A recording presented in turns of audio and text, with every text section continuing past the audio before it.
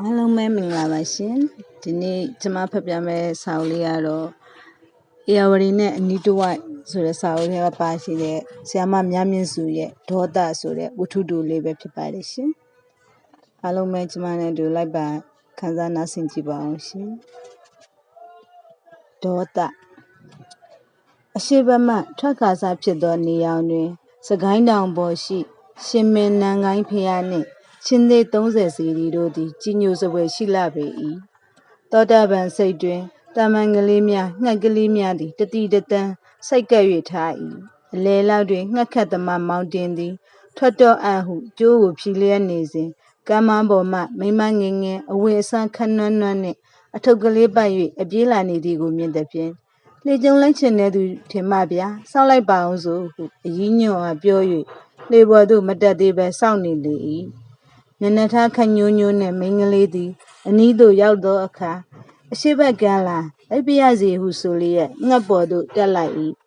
ငှက်အတွင်းတွင်မောင်တင်၏ဈေးသို့ပို့ရန်တမ်းမြာသည့်တောင်းနှင့်မြို့ဘက်သို့လေကြုံလိုက်သောအရင်းညွန့်တို့ပါလေသည်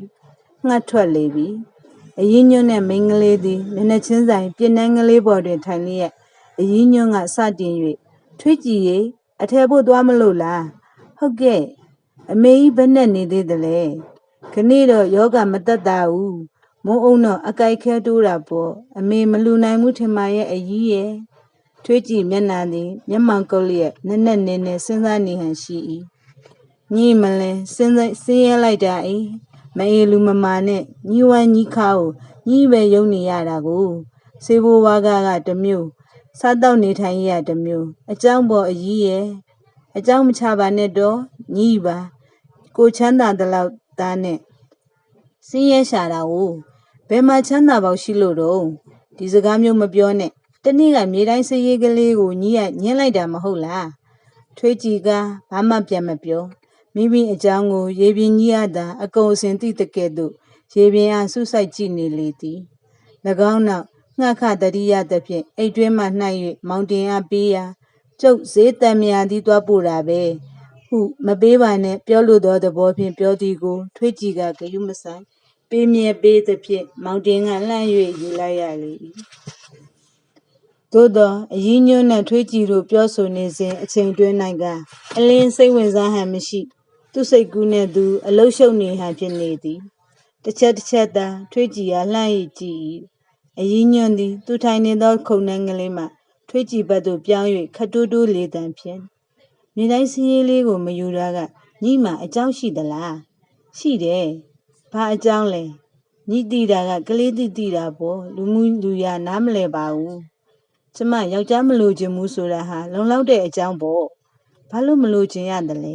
ရုပ်ရည်ကလေးတနာကမအလောက်ကင်လည်းရှိရိုးရိုးမတ်မတ်နဲ့လူမမာတာဝန်မှာယူရှာမှာညီကလူချမ်းသာသမီးဆိုရင်တော့ဟုတ်တာပေါ့အခုတော့ညီရသမျှဟာမသေးယုံစားမပေါ်ယုံဝစ်ပြီးဆေးဘိုးဝါကနဲ့ကိစ္စပြီးနေရတာပဲဟာအေးရဲ့ကျမနေကောင်းထိုင်တာရှိရင်တော့ရှာဖွေစားမှာပဲမလုံနိုင်မကင်နိုင်တဲ့အခါကျတော့အငတ်ခံသေးလိုက်ယုံပေါ့ချမ်းသာအောင်လင်ယူရမတဲ့လားယောက်ျားဆိုကြောက်လွန်းလို့ဘာလို့ကြောက်ရတယ်လဲအကြောင်းရှိလို့ပေါ့နင်းဆိုရင်ဘယ်တော့မှယူဖို့စိတ်မကူးမိဘူးဘလို့အကြောင်းတွေများတော့ဒီလောက်ယောက်ျားကြောက်နေရအောင်ကဲပြောစမ်းမအောင်အိုးမပြောချင်ပါဘူးပြောပါအေးထွေးကြည်သည်ရွှေကြက်ရဲ့ရွှေကြက်ကြဖျားနှဆူစီသို့ငေး၍နေအတန်ကြာမှအရင်းညွတ်မေးသည်ကိုတတိယလာသလိုလှဲ့၍ကျမအဖေဆုံးတာဘယ်လောက်ရှိပြီထင်တယ်လဲအကြီးတမြန်တနစ်ကမဟုတ်လားဟုတ်တယ်အဖေသေးတော့ကျမ15နှစ်သမီးလောက်ရှိအောင်မယ်အဖေဟာနေတိုင်းအလုတ်သွားညနေပြန်လာရင်မူလာတာအကြီးပဲသူလုံးရတဲ့ပတ်စံဟာကျမတို့သားမိ300ပဲမရှိဘူးဒါတည်းမဟုတ်သေးဘူးမူလာတိုင်းဆဲတာဆိုတာရိုက်တာပဲအမူးပြေပြန်တော့အမေကိုချော့ပြန်ရောမှားပါပြီမတော့ပါဘူးပြောပြန်တာပဲသေကန်ကြီးကျင်ရိုက်လိုက်တာများအကြီးရဲ့ကျမပြင်မျက်စိတွေကထွက်ကိုမထွက်ဘူးထွေးကြည်သည်အရင်းညွန့်ဟာပြောပြနေသည်ဟုသတိမရမြုံ၍ထားသောအကြောင်းအရာတစ်ခုကိုမိမိဘာသာစမြုံပြန်၍တယောက်တည်းပြောနေသလိုဖြစ်နေလေ၏လက်ဖက်ရည်ကရားအပူကြီးနဲ့ကိုင်ပေါက်လိုက်တော့ရင်နွေးဘူးတွေတကိုယ်လုံးလောင်းပြီးမြေပေါ်ဖြက်လူးနေရတာသူမို့ပဲထက်ပြီးမညာမတန်လက်ဖက်ရည်အိုးတင်တဲ့ခုံနဲ့ထက်ရိုက်တယ် အမေချေနာကတော့တရားပါမှာပေါ့လေဒီယောဂကလည်းနလန်မထူပါဘူးအဖေတက်သွားတာပဲအသေးချာအမေရဲ့ဘာလို့ဒီလောက်ဒုက္ခခံနေရတာတုံးလို့မေးတော့နင်ရဲ့သားရဲ့လို့ဖြစ်မိပြီကိုဟာကိုတဲ့အမေခံရရှာတယ်နော်ဤတို့ပြောပြီးနောက်ရေထဲသို့လက်ချ၍တရွတ်တိုက်နေလေသည်တဲ့အရင်းညွန့်သည်တနာသောမျက်နှာနှင့်ဒါကြောင့်မယူတာလားထိုအခါမှတဖန်ဆက်၍အရေးကြီးလေဒီလောက်နှိပ်စက်တာကိုသူ့ယောက်ျားမို့သာခံနေနိုင်တာပေါ့ကျမတော့အသက်ရှင်နေ၍ဘယ်ယောက်ျားမှမယူဘူးဟဲ့အရက်တဲ့လူပေါင်း100ညီမေလိုပဲလူတကာနှိပ်စက်ခံရသလားညီအဖေကတော့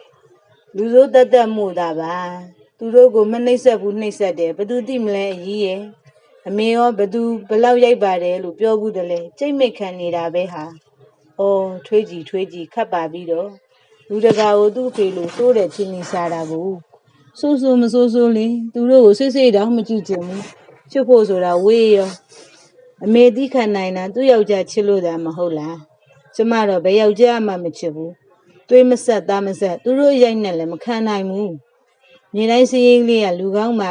ခင်ရှာလွန်းလို့နနထအကဲခက်ရင်ကို့တကယ်မခင်မှုခင်တယ်သိနိုင်တာပဲအမလီဒီမျက်နှာဒီမျက်လုံးမျိုးပဲအဖေကအမေကိုမတောက်တော့ပါဘူးအဖော်ဆွဲလို့ပါလို့တောင်းပန်တဲ့အခါအိုးခမရခက်ရကြည့်သူထင်ရသူစွတ်ပြောနေတော့တာပဲကိုအရင်းညွန့်ဒီလက်လျှော့တော့ဤဒီကောင်မလေးထင်မိထင်ရတစိုးထိုးကိုအောက်မေးလက်လျှော့လိုက်လေငှက်ကလေးမှလည်းရောက်တော့မီဖြစ်တဲ့ဖြင့်ထွေးကြည့်သည်အထည်တုံးနဲ့ထမင်းတုပ်ကလေးကိုကန်၍ထား၏မောင်တင်မအခုမှအသက်ဝင်လာသလိုမထွေးကြည့်ငါမွန်းတိန်ရင်ပြန်မယ်လှေစိတ်ငါနဲ့ကြုံသိရင်ပြန်လိုက်ခဲ့အကြာကြီးတော့လည်းမစောင့်နိုင်ဘူးဟုပြောရာဟုတ်ကဲ့ဟုထွေးကြည့်ကစကားပြန်လိုက်၏အရင်းညွန့်မှမြို့သူတညအိတ်သွားမိသူဖြစ်လေသည်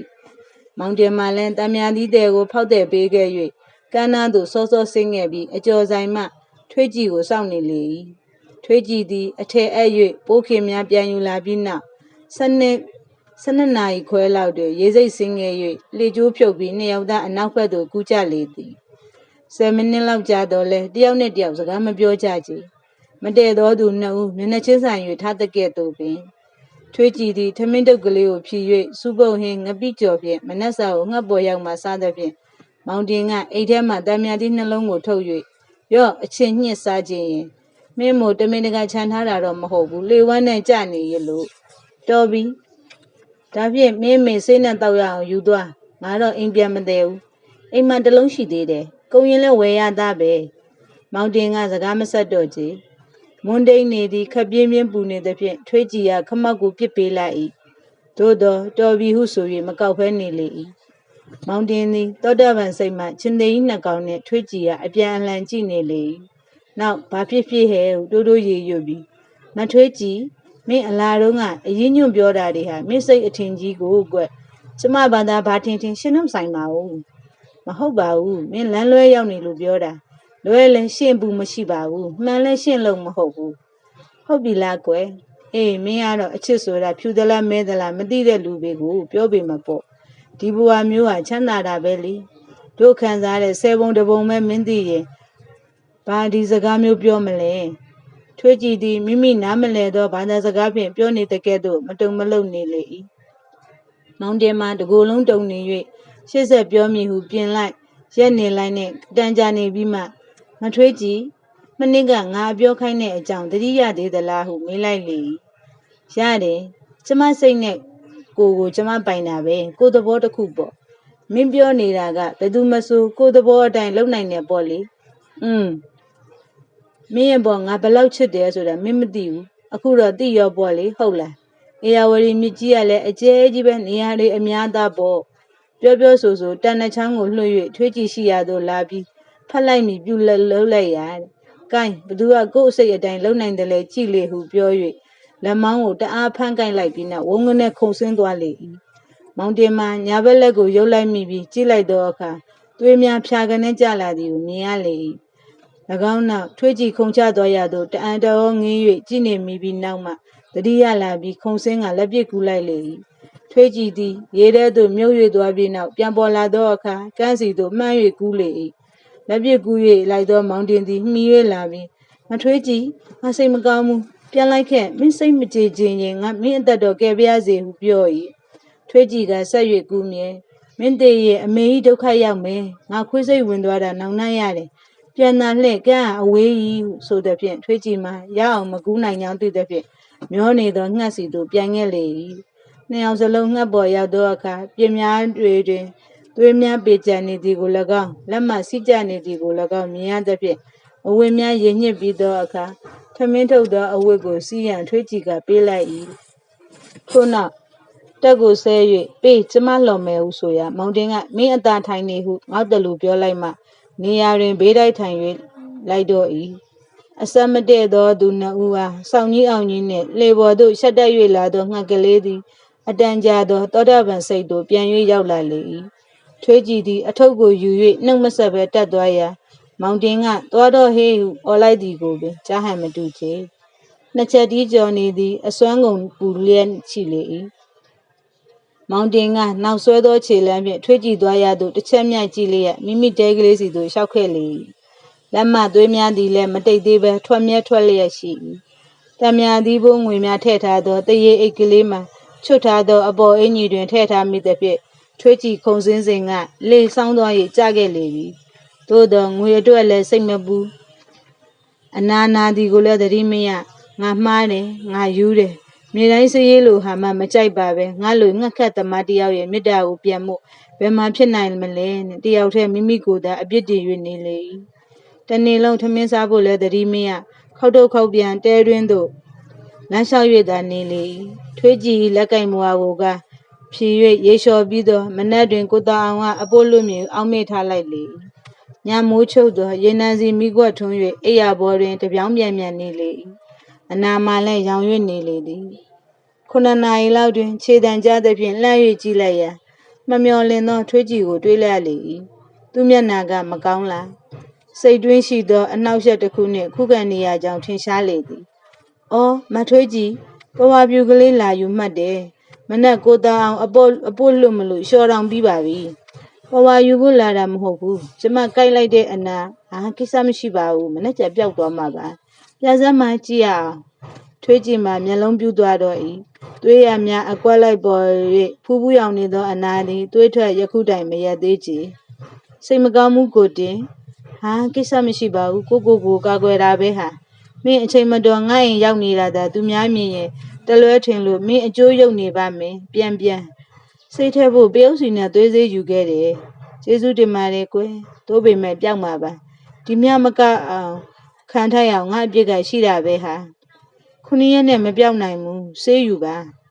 တေးသွားလေစိတ်ဆင်းရဲရစ်မဲ့လူမရှိပါဘူးမင်းသွားတော့ကွယ်အကြောင်းမသိလို့ငါနဲ့မျက်နှာချင်းစုံမိတဲ့အခါများရှိရင်လွှတ်ပစ်လိုက်ပါနော်ထွေးကြည်ကဘာမှမပြော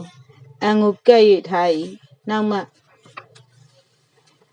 လမ်းကြောင်းမှညှင်း၍ထွက်လာသောအတန်ဖြင့်တရေအိတ်ကလေးကြနေရတာလဲကျမလိုက်ဆယ်ရလို့ပဲ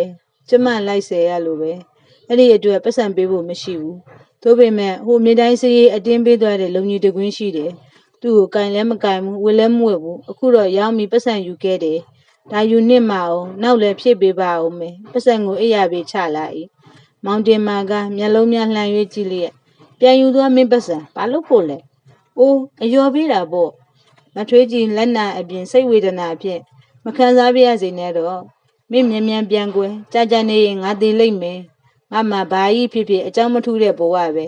အခုမင်းလာနေတာဟာတစိမ့်စိမ့်လက်ရှိငါ့ကိုနှိမ့်ဆက်နေတယ်လို့ပဲထွေးကြည်ကရေနံစီမိကွက်ကိုစိုက်၍ကြည့်နေလေနှခမ်းနေမှလည်းတလုံးလုံးနဲ့နေလေ၏မထွေးကြည်ငါဘောဂယုဏတရားလေးများထားသေးရင်ပြန်မကွယ်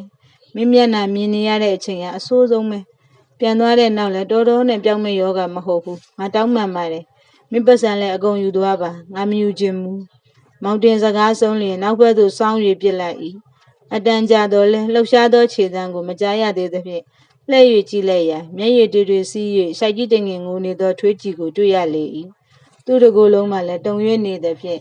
မောင်တင်မှမျက်လုံးပြူးလျက်အိယာပေါ်မှထား၍ဟဲ့ဘာဖြစ်တယ်လဲမင်းနေမကောင်းမှုထင်တယ်ဟုပြတလဲမေးလေ၏